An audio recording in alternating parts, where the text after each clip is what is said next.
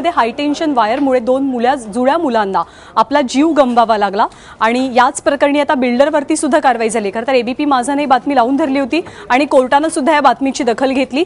31 मेला आरमोर्स टाउनशिपमध्ये हायटेन्शन वायरचा शॉक लागून पियुष आणि प्रियांश धर या दोन जुळ्या भावंडांचा मृत्यू झाला।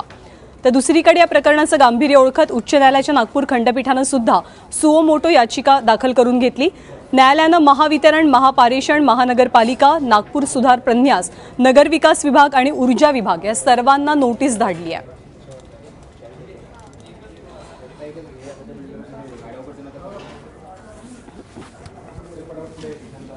आणि या सगळ्या संदर्भात राज्याचे ऊर्जा मंत्री चंद्रशेखर बावनकुळे यांनी काय खुलासा केला आपण पाहूया।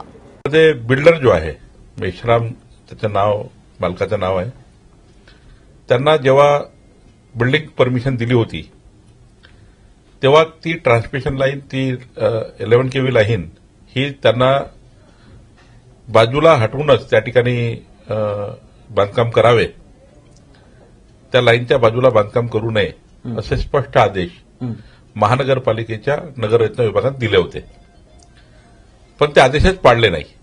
त्यामुळे ती लाईन तशीच राहिली आणि ती लाईव्ह राहिली आणि त्यामुळे हे घटना घडली आहे।